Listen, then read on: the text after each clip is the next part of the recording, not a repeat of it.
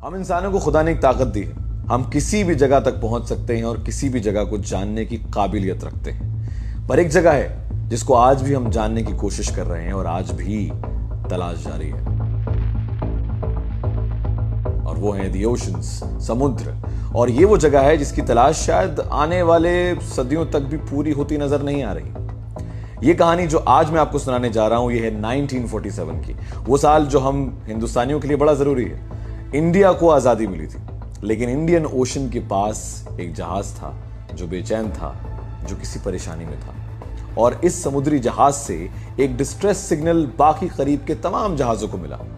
वो जो Morse code telegraph के जरिए जो सिग्नल मिला, वो करीब के एक डच जहाज को और एक अमेरिकी समुद्री जहाज तक पहुंचा। पहला सिग्नल भी उतना ही ज्यादा खतरनाक था जितना दूसरा।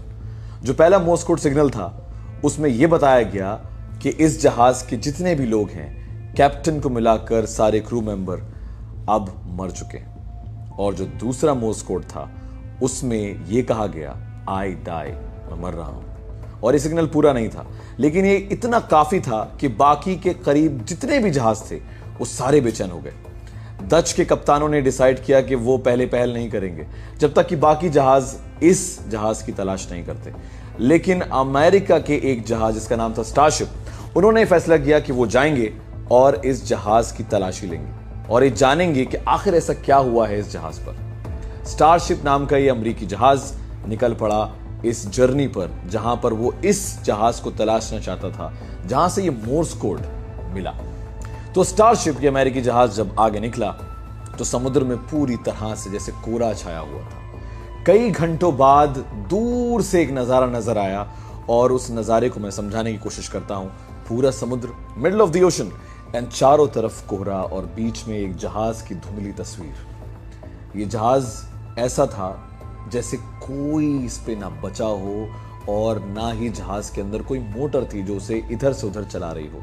बस यूं समझिए कि समुद्र की लहरों पर बस ये लहर रहा था। स्टारशिप वहां तक पहुंची और कैप्टन ने दूर से अपनी दूरबीन से देखा और कहा कि ये कुछ अजीब नहीं लग रहा। क्रू मेंबर्स ने कप्तान को फौरन कहा, कप्तान, हमें लगता नहीं कि हमें इसके करीब जाना चाहिए। लेकिन कप्तान की बेचैनी बहुत बढ़ चुकी थी। उन्होंने ये डिसाइड किया कि हम इसकी तह तक जाएंगे। अपने जहाज को लेकर इस जहाज के जैसे जैसे वो करीब आते गए, वैसे ही इस जहाज का नाम उनकी नजरों के सामने था। नाम था SS ओरेंग मडान। ये इतिहास का वो जहाज है जो आज भी रहस्यमय है। रहस्य मैं आपको बताता हूं। जब ये स्टारशिप, अमेरिकी जहाज, इस समुद्री जहाज के करीब पहुंचा, SS ओरेंग मडान के, तो कप्तान ने डिसाइड किया कि उनके साथ 3 क्रू मेंबर्स जाएंगे इस जहाज पर और पता लगाएंगे कि आखिर ऐसा क्या है इस जहाज से जो ऐसे सिग्नल्स मिले।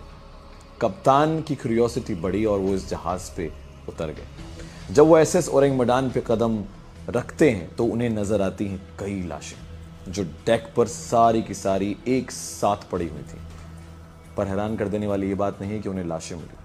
हैरान कर देने वाली बात यह थी कि सारी ही लाशें एक ही पोजीशन में थी, ऐसे जैसे हम सूरज को देखते हैं, अपनी नजरें चुराते हैं, या आसमान से कुछ जैसे गिर रहा हो। सबके चेहरे ऐसे थे और चेहरे पे एक शिकंद, एक हैरानी। न जाने क्या हुआ, ये समझने की कोशिश कप्तान नहीं कर पा रहे थे। उन्होंने अपने क्रू मेंबर से कहा कि तुरंत जाओ और इसके बॉयलर में चेक करो, वहां पे शायद कुछ मिले। अमूमन जहाजों के जो बॉयलर सेक्शन होते हैं वो बहुत गर्म होते हैं और ये जून का महीना था, जाहिर है कि और गर्म होगा। लेकिन जब क्रू मेंबर्स इस बॉयलर के और करीब जाते गए तो उन्हें एक अजीब सा एहसास हुआ और पूरा बॉयलर सेक्शन इन्हें ठंडा मिला, जो कि बहुत ही अनयूजुअल चीज है। ऐसा बिल्कुल नहीं हो सकता।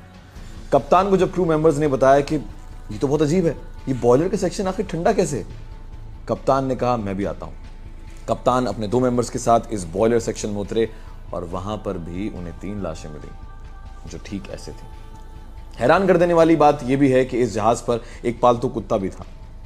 वो भी ऐसी हालत में मिला कि उसका जबड़ा खुला हुआ था और वो भी किसी चीज से हैरान था, शायद अपनी मौत से पहले। एक और खास चीज है जो बहुत डिटेल्ड है, वो ये कि सारी की सारी बॉडीज जो इस SS ओरेंग मडान पे थी वो सारी डिकम्पोज हो रही थी। ये कैसे मुमकिन है कि इतनी जल्दी सारी की सारी लाशें डिकम्पोज होना शुरू हो जाएं, जबकि इस प्रोसेस में बहुत टाइम लगता है। अगर सिग्नल अभी आया है तो ये सारी की सारी लाशें एकदम से डिकम्पोज कैसे होने लगी।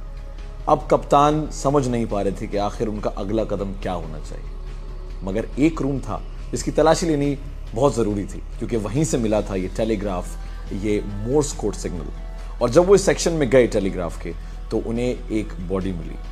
उस बंदे का हाथ उस टेबल पे था जहाँ पे मोर्स कोड भेजने की मशीन थी, और वहीं पे गिरा हुआ था, जिससे जस्टिफाई होता है कि आखिरी मैसेज जो था कि मैं मर रहा हूँ, शायद इसी शख्स ने किया होगा, जिस वजह से वो पूरी बात कह नहीं पाया और आधी अधूरी बात में ही कप्तान को यहाँ पर आना पड़ा।